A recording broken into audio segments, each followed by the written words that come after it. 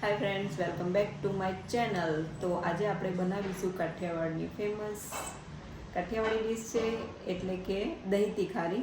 તો દહીં તીખારી માટે આપણે અહીંયા પહેલાં દહીં લઈ લીધું છે.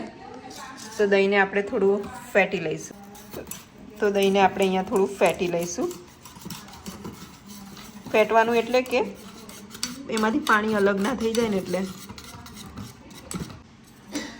તો અહીંયા આપણું દહીં ફેટી લીધું છે. વઘાર કરવા માટે આપણે અહીંયા લસણ અને મરચું વાટી લીધેલું છે ને એક ડુંગળી કાપી લીધેલી છે. તો ચલો હવે આપણે દહીંને વઘાર દઈએ. તો વઘાર કરવા માટે આપણે અહીંયા થોડું તેલ લઈ લીધું છે. તેલ ગરમ થાય એટલે આપણે એમાં થોડું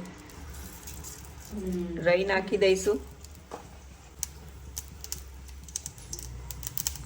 તો રાઈ તતરી ગઈ છે એટલે હવે આપણે જીરું નાખી દઈશું અને થોડી હિંગ નાખી દઈશું. જો અહીંયા લસણ અને ડુંગળી કાપેલી આપણે ઉમેરી દીધેલી છે.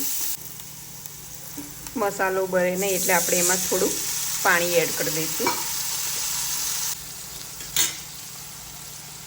હવે આપણે એમાં નાખીશું થોડું ધાણા જીરું પાવડર,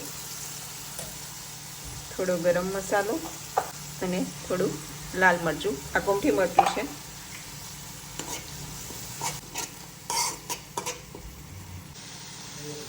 હવે આપણે એમાં નાખીશું સ્વાદ અનુસાર થોડું મીઠું અને આપણે એને સારી રીતે ફેરવી લઈશું. થોડું પાણી કરી દઈએ એટલે ડુંગળી તળી જાય. સરખી રીતે ડુંગળી શેકાઈ જાય એના માટે થોડું પાણી નાખી દીધું છે. જો બસ હવે આપણે આમાંથી એનું તેલ છૂટું પડે ત્યાં સુધી એને આપણે શેકાવા દઈશું.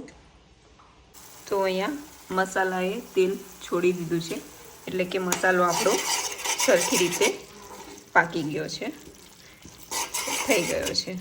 તો અહીંયા આપણો મસાલો રેડી થઈ ગયો છે અને ઠંડી ઠંડી દહીં હવે આપણે મસાલાની રાહ દેખે છે. તો હવે આપણે મસાલાને દહીંમાં નાખી દઈશું.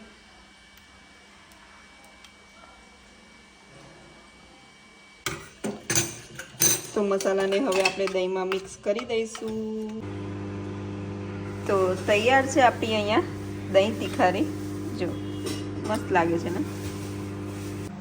તો તમે દહીં તીખારીને ભાત, ખીચડી અથવા કોઈ બી એની સાથે ખાઈ શકો છો. અમે આજે રોટલા સાથે ખાવાના છીએ. તો વિડીયો ગમ્યો હોય તો લાઇક, શેર અને સબસ્ક્રાઈબ જરૂરથી કરી દેજો. અને સબસ્ક્રાઈબ અને શેર તો કરતા જ રહેજો. Please support. Bye bye.